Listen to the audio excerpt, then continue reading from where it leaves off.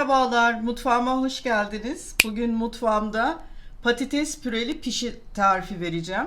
Bunun için 1 bardak ılık suyumuz, 1 bardak ılık sütümüz, 1 yemek kaşığı kuru maya, 1 yemek kaşığı toz şeker ve 1 tatlı kaşığı da tuzumuz var. Şimdi hamurunun yapımına geçelim. Yoğurma kabımızın içerisine önce ılık suyumuzu, ılık sütümüzü, mayamızı ve toz şekerimizi koydum.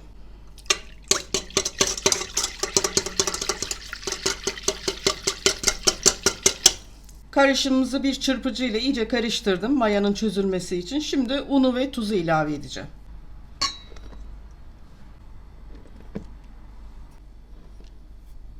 Üç bardak un ilave ettim. Kıvamına bakıp tekrar ilave edeceğim. Şu an tuzumu koyuyorum.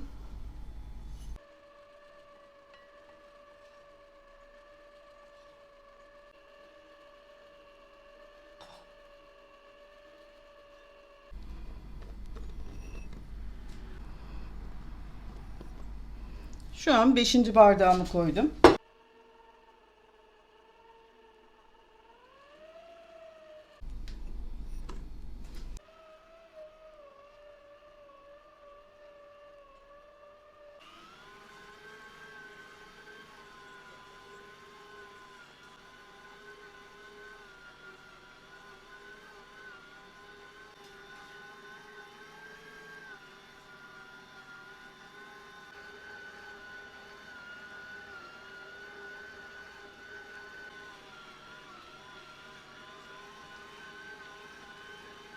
Hamurumuzu çok güzel yoğurdum. Toplamda 5,5 bardak un kullandım. Gayet yumuşak, hatta hafiften şöyle bir ele yapışan bir hamur. Şimdi üzerini kapatıp 2 kat olana kadar mayalanmasını bekleyeceğim. 3 adet patates haşladım. Orta boy patates. Şimdi onların kabuklarını soyuyorum. Patatesler hala sıcak.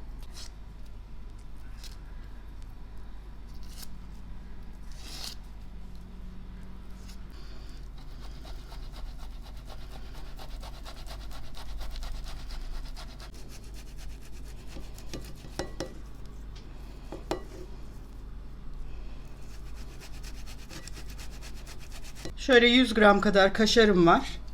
Sıcak patatesin içerisine onu da rendeliyorum.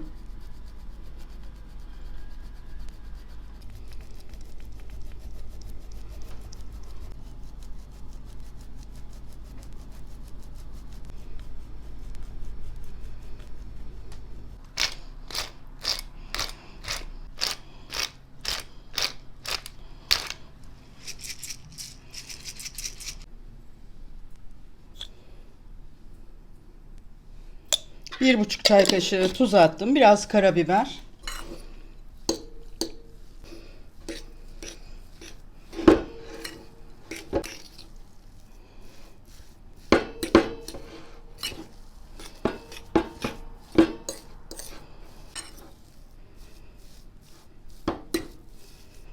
Hamurumuzun mayası çok güzel geldi, kabardı.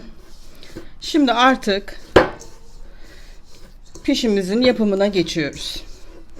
Şöyle hamurun gazı gitsin diye tekrardan şöyle hafiften bir yoğuruyorum.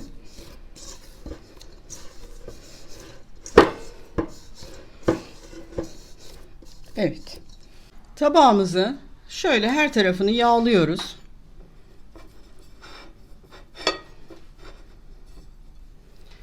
Şöyle bir parça aldığımız hamuru yine ellerimizi yağlayarak açıyoruz.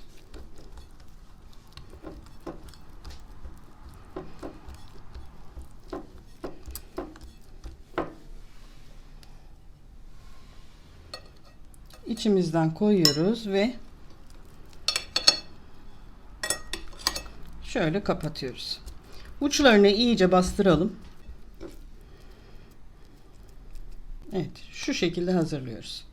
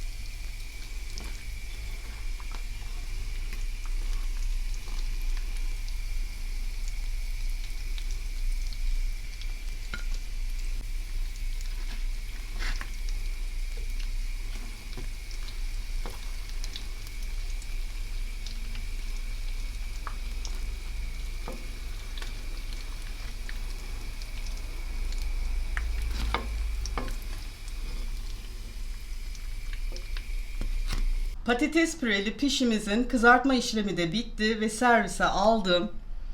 Şimdi bir tanesinin içini açacağım, sizlere şöyle göstermek istiyorum.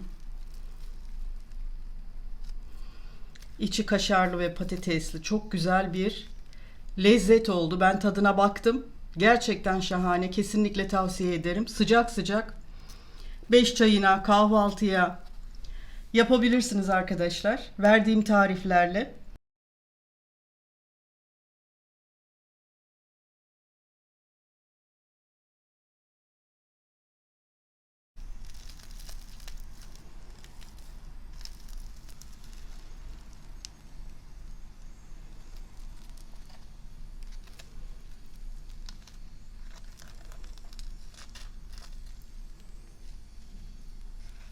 Bir dahaki tarifte buluşmak üzere diyorum. Hoşça kalın.